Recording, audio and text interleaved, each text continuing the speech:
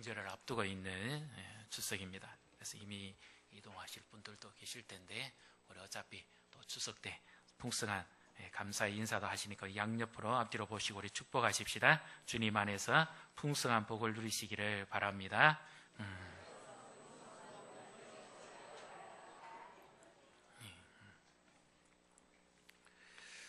얼마나 좋으면 더도 말고 덜도 말고 딱 한가위만 같아라는데 얼마나 넉넉한 풍성한 즐거움인지 모릅니다. 이 추석이 어쩌면 우리로 치면 우리 조상들은 하나님을 믿지 않아서 그랬는데 사실 우리에게는 추수감사 아마 딱 이 절기가 이때쯤 되면 딱 좋을 것 같다는 생각도 듭니다. 어쨌든 예수님 우리 인생을 풍성하게 하고 우리의 삶을 새롭게 하며 하나님의 은혜를 우리에게 풍성하게 부어주시는 줄로 믿습니다. 오늘도 이 주님의 은혜를 경험하시는 그런 복된 예배가 되시기를 주님의 이름으로 축복합니다. 우리는 인생의 평탄과 순탄을 그림을 그립니다. 누구나 모든 의미에 있어서 나름대로 인생의 즐거움을 계획하고 미래를 꿈을 꾸지요. 인생에 있어서 그럼에도 불구하고 한 번씩 뜻하지 않게 위기를 겪을 때가 있습니다. 큰 위기든지 작은 위기든지 예기치 않은 어려움을 우리는 겪게 됩니다. 건강의 위기도 있을 수 있고 그리고 사업이나 경제 위기도 있을 수 있고 자녀들에 대한 염려나 걱정이 지나쳐서 그 모든 일이 뜻하지 않는 어려움과 힘든 일에 부딪히게 되면 위기를 겪게 되죠. 위기를 어떤 이들은 뒤집어 말하면 기회라고 그러는데 위기는 어떻게 보면 사전적인 의미는 아닙니다만은 기회가 없는 게 위기입니다. 더 이상 내 힘으로 어떻게 할 기회가 없이 주어지는 그 두려움과 어려움 형편, 그것이 바로 위기죠. 이 위기가 언제 우리에게 들이닥칠지 아무도 알지 못합니다.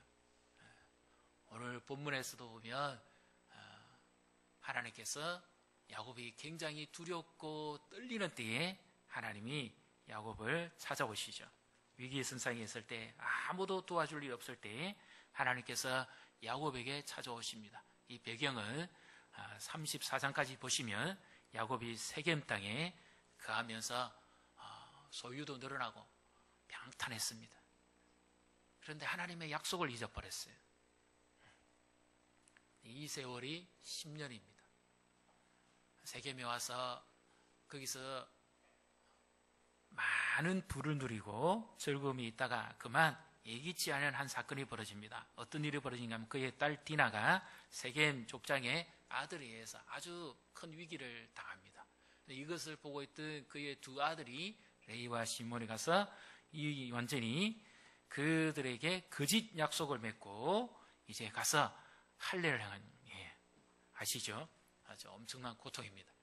꼼짝도 하지 못하는 그 시점에 가서 검으로서 이 세겜 족속을 완전히 일망타진해 버리죠. 그 이유입니다. 왜냐하면 이 가나안 족속들은 연합이 잘 되거든요. 지금도 중동 지역에 있는 민족들은 결속이 잘 됩니다. 똑같은 신을 섬기기 때문에. 그런데 이 야곱은 그들에 비해서는 이방인이죠.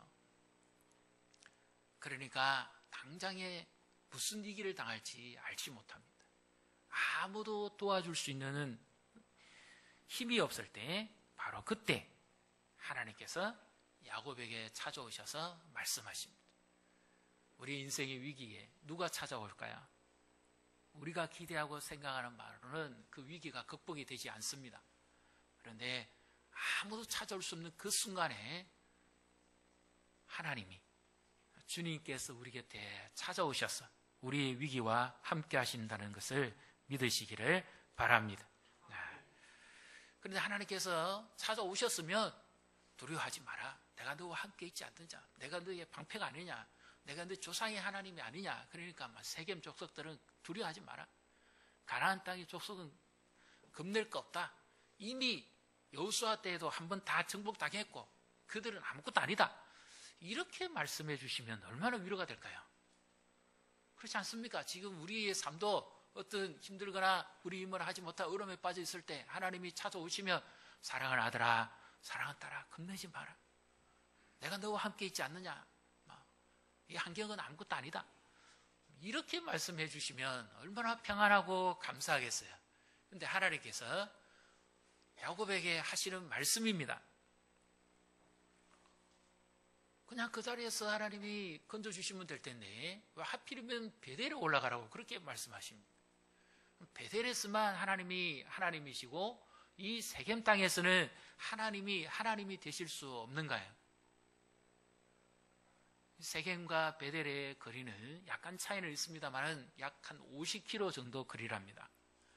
그러면 옛날에 낙타를 의지했든지 아니면 이렇게 했을 때 생각하면 보통 3일, 넉넉하게 3일 안에는 도착할 수 있는 거리인데 그러면 하나님의 능력이 그 정도밖에 안 되시는가요? 베델에서는 하나님의 능력이 나타나는데 세겜에서는 전혀 하나님의 능력이 나타나지 않습니까? 우리가 믿는 하나님의 능력이 그 정도밖에 되지 않습니까? 우리가 살고 있는 어느 도시에서는 되고 그 지역을 벗어나면 안 되고 그래서 우리가 지금 사업이나 이런 여러 가지 계획이 차질이 빚고 어려움을 당하고 있는 겁니까? 하나님께서 왜 하필이면 베델로 올라가라고 그렇게 말씀하실까요? 세겜이 훨씬 더 살기 좋은 곳입니다. 지역상으로 정확하게 말씀드리면 세겜은 좀 평지에 있는 넉넉한 땅이고요. 풍요로운 땅입니다. 모든 것이 다 가능합니다. 그러나 베델은 조금 비탈길로 올라가야 됩니다.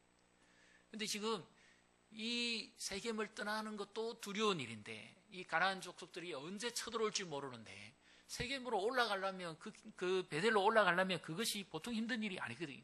더군다나 밤에 간다 그래도 야반 도주한다 그래도 횃불을 켜고 가야 되는데 그러면 위에 길로 올라가면 산일이 비탈길에 한눈에 다 보이잖아요. 그럼 노출을 시킨 거나 마찬가지입니다.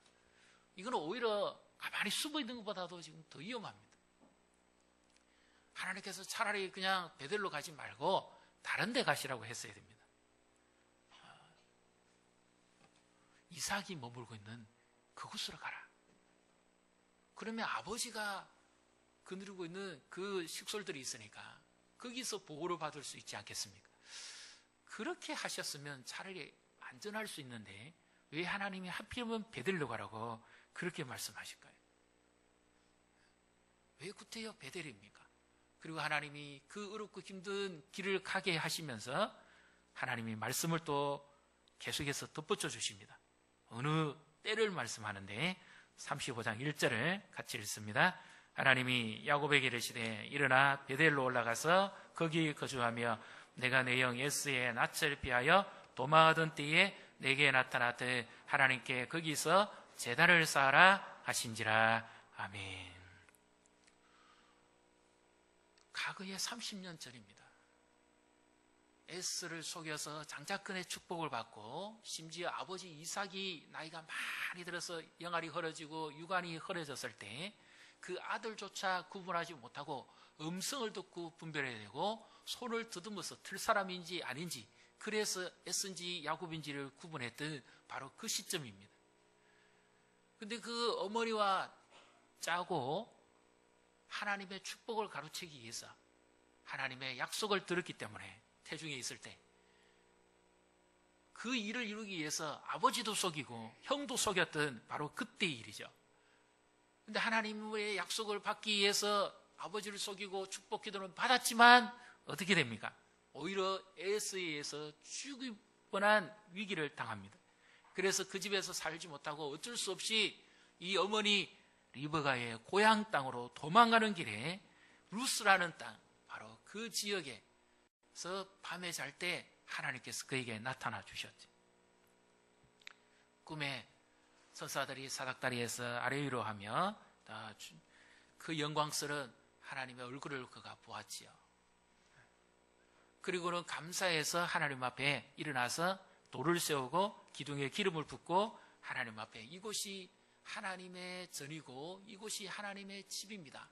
하나님께서 여기 계신 줄을 내가 몰랐습니다. 그가 인격적으로 하나님을 처음 만났던 바로 그 지역입니다.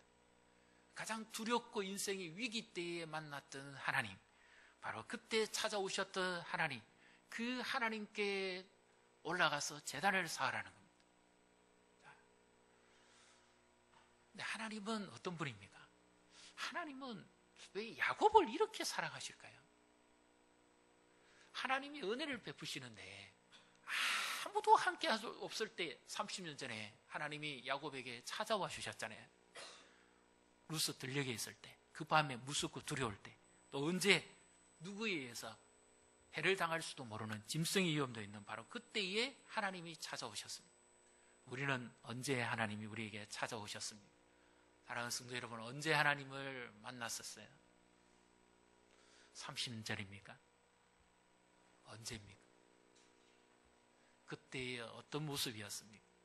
어떤 형편이었습니까? 근데 하나님께서 지금 우리에게도 그때 그 베델로 돌아가라 그렇게 말씀하시면 이것이 쉽겠습니까? 보통 어렵고 힘든 일이 아닙니다. 그런데 하나님께서 왜 이렇게 말씀합니까? 야곱이 하나님의 약속을 잊은 지가 한두 번이 아니죠. 얼마나 교묘하게 속이고 장깨를 피고 자기 머리를 굴려서 복을 가로채고 하나님의 약속대로 베델에 가면 될 텐데 세겜에 가서 그냥 거기에 만족하고 살고 말았습니다. 그랬으면 이런 화를 당하면 보통 신 같으면 내버려 둡니다. 하나님이 은혜를 베풀 자에게 은혜를 베풀어야죠.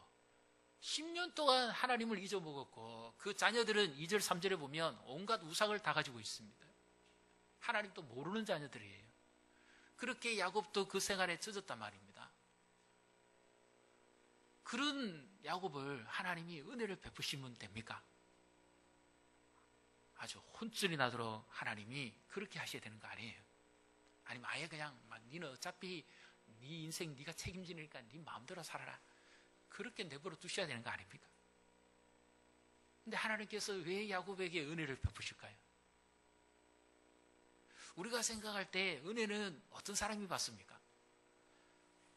나름대로 하나님 앞에 믿음을 지키고 말씀을 따라 사는 사람에게 은혜를 베푸는 줄로 믿습니다. 그리고 그 약속의 말씀을 지키기 위해서 몸부림을 치고 애를 쓰고 기도하고 수고하는 사람에게 하나님이 살아계신 하나님이라면 그런 자들에게 하나님이 은혜를 베푸셔야 되는 거 아닙니까?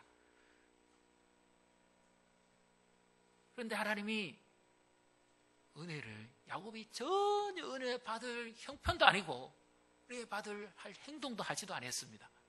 그럼에도 불구하고 하나님께서 야곱에게 찾아오셔서 지금 은혜를 베푸시겠다는 거죠.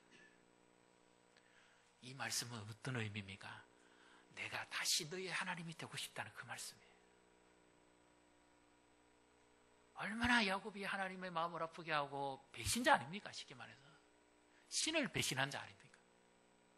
자기의 생명을 건져주고 자기의 환난과 위협으로부터 건져주었던 바로 그 유일한 하나님이잖아요. 그 하나님을 잊어버렸던 야곱은 얼마나 큰 죄인입니까? 은혜 받을 만한 자격이 전혀 없지 않아요.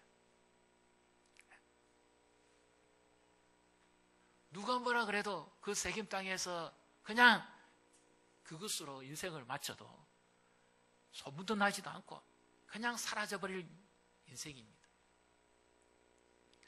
이런 보잘것없는 야곱에게 하나님이 왜 찾아오셔서 은혜를 베푸실까요? 이 말씀 오늘 저에게도 제가 적용을 해봅니다. 하나님이 그렇게 많은 은혜를 베풀어 주셨는데 참 그 은혜 받는 것은 너무너무 쉽습니다. 그런데 받은 은혜에 감사하기보다는 그 은혜를 잊어버리는 것은 더 쉽습니다.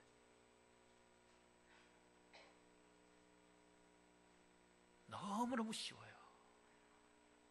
그래서 우리도 어떻게 보면 하나님 앞에 참 배은망덕한 일을 많이 했지요. 참 하나님 앞에 부끄러울 일들이 참 많지 않습니까? 참 죄송스러울 일이 많아요. 이 야곱이 딴 야곱이 아니라 바로 내 자신이 야곱이지. 하나님께서 우리에게 베푸신 은혜가 얼마나 많습니까? 건강에서 위기 있을 때 건져주신 은혜도 있고 어렵고 힘든 환경에서 보호해 주신 은혜도 있고 경제적이나 물질적 압박을 받을 때 빛에 시달려서 고통당할 때 건져주신 은혜도 있고 그래서 우리는 그때 어떻게 고백했습니까? 아무도 나를 도와줄 자가 없고 힘도 없고 백도 없고 줄도 없고 아무도 내게 찾아오는 이도 없고, 그때 하나님이 내게 찾아오셔서 나의 하나님으로 오셨잖아요. 그리고 나를 그렇게 사랑해 주시기를 원하고 우리에게 말씀해 주신 그 하나님이죠. 그때 우리도 이렇게 고백했습니다. 하나님, 야곱만 그런 것이 아니라 하나님, 주밖에 내게 없습니다. 나 오직 주만 믿고 살겠습니다. 주님을 위해서 내 생명을 드리고 내 모든 것을 바쳐서 주만 섬기시겠습니다. 그렇게 우리도 고백을 했습니다. 우리도 주를 향한 열정이 남다르지 않았어요. 둘째가라면 서러울 정도로 뜨거운 열정이 있었고 주를 향한 사랑의 고백이 있었습니다. 그럼에도 불구하고 우리는 얼마나 자주자주 부족함이 많이 있었습니까? 그런데도 하나님께서 우리를 잊지 않으시고 우리 인생의 위기 가운데 아무도 도와줄 리가 없을 때, 그때 우리에게 찾아오신 분이 유일한 한 분인 줄로 믿습니다. 그 주님밖에는 없는 거예요. 병상에서 죽음의 썰에 있을 때도 주께서 내게 찾아오셨고, 모든 형편과 어려운 가운데 서 있을 때도 주께서 내게 오셨습니다. 그런데 우리가 당하는 위기 가운데 가장 어려운 위기가 있습니다. 어떨 때일까요? 나 혼자라는 겁니다. 나 혼자 그 일을 겪어야 될 때, 나 혼자 이 문제를 해결해야 될 때, 나 혼자 이것을 헤쳐나가야 될 때, 아무도 내 곁에 없을 때, 이때가 가장 외로울 때입니다. 우리 성도님들은 지금 형편이 어떻습니까? 요즘 경제적으로도 어렵고 사회적으로도 힘들고 국가적으로도 위기예요. 김정은이는 장난감을, 참 무서운 장난감을 가지고 옵니다. 세계적으로 인기를 끌만한 장난감을 가지고 옵니다. 그 장난감 한 번이면 나라가, 국제가 들썩들썩합니다. 이런 위기 상황입니다. 안보의 위기고 국가의 위기고 언제 핵이 터질지 모릅니다. 집안적으로도 그렇지요. 자녀들도 그렇지 않습니까? 이런 위기에 과연 누가 이것을 헤쳐나가게 해주실 것인가?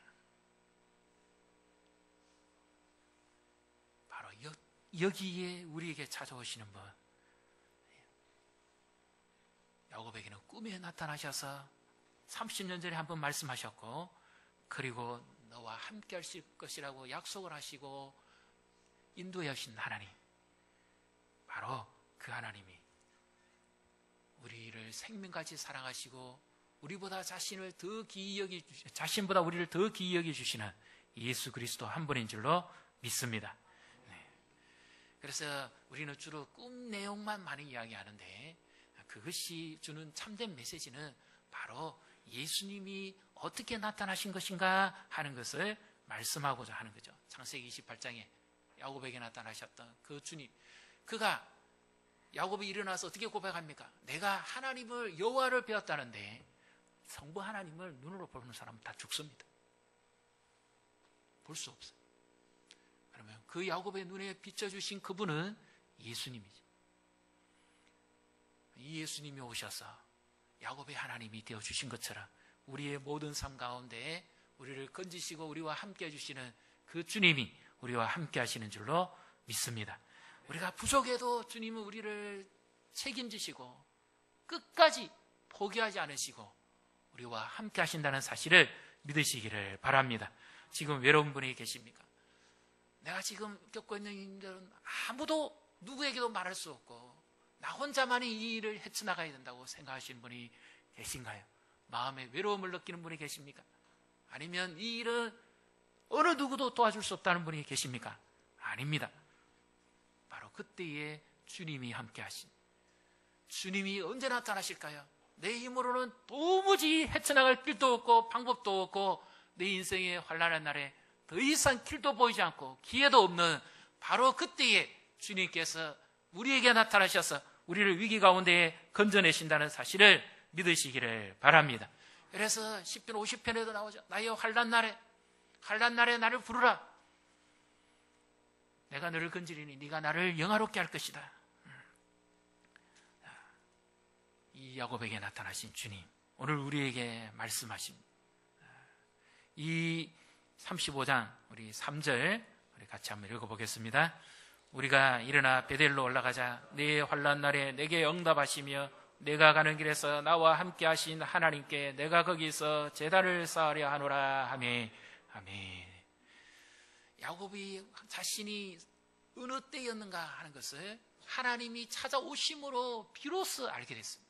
우리 인생도 마찬가지입니다. 위기 때는 방법이 아니라 누가 내게 찾아오시는가, 누가 나를 건져주시는가, 누가 나와 함께 하시는가, 이것만이 유일한 위기를 극복할 수 있는 능력인 줄로 믿습니다. 주님이 나와 함께 하실 때 비로소 그 주님이 나와 함께함을 경험할 때 이 위기보다도 더 크신 하나님을 경험하는 순간에 우리에게 믿음이 역사하고 그 주님 안에서 쉼을 누리게 되는 것이죠. 그래서 지금 주님이 내 눈에 보이지 않는 것 같지만 주께서는 늘 그 약속대로 우리를 변치 않게 사랑하시고 함께 하시는 거죠. 그래서 하나님의 은혜는 한량 없습니다. 아까 우리 찬송했지 않습니까? 찬송가 23장 만 입이 내게 있으면 그 입 다 가지고 내가 무엇을 노래하고 찬송하겠습니까? 다 할 수 없어요. 주님께서 내게 베푸신 그 은혜를 어떻게 다 노래하고 찬송하겠습니까? 만 입이 있어도, 입이 한 가지만 있어도 이렇게 세상이 시끄러운데 두 입만 가지고 있어 보십시오. 어떻게 되겠습니까? 만 입을 가지고는 뭘 하겠습니까? 하나님께서 내게 행하신 일, 그 하나님의 역사를 자랑하고 찬양하고 그 하나님께 감사해도 부족하다는 거예요. 그래서 하나님의 은혜는 아무도 받지 못할 사람이 없습니다. 하나님의 은혜는 아무도 소외시키지 않습니다. 오늘 교회에 처음 나오신 분들, 어제까지 내가 점집에 갔다 온 분들, 오늘 예수님을 나의 구주로 믿고 영접하기를 원하신다면 그 주님은 바로 나의 하나님이 되어주시기를 기뻐하신다는 사실을 믿으시기를 바랍니다.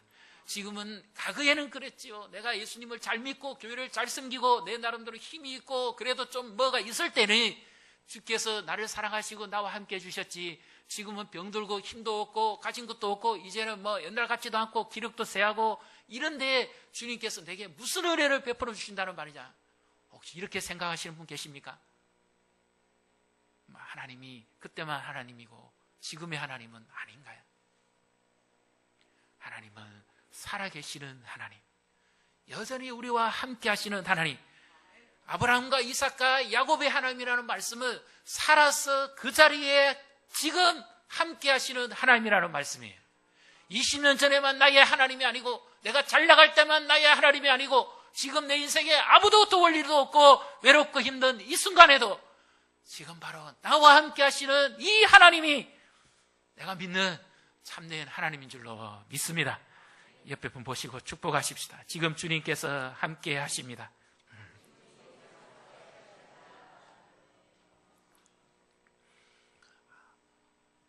어느 누구도 위기 선상에서 내 힘으로도 안 됩니다. 우리가 살아가면서 제일 큰 끌어오를 위기는 하나님이 보이지 않을 때죠. 병원에 가보십시오. 중환자실에 갔는데 담당 의사가 없어 보십시오.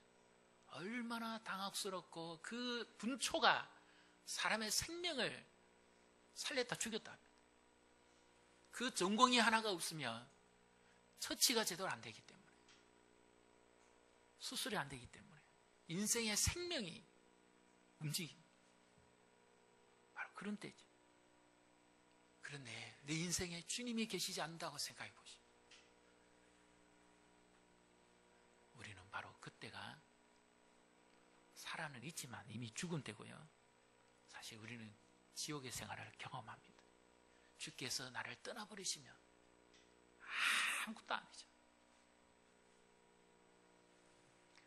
그래서 야곱이 이렇게 하나님 앞에 부족하고 하나님의 은혜를 잊어버리고 전혀 하나님 앞에 참된 예배도 드리지 못했음에도 불구하고 주님은 포기하지 않으셨어요.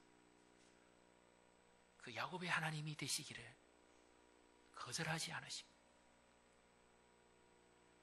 비로소 야곱에게 나타나셔서 그의 손을 붙잡으시고 야곱아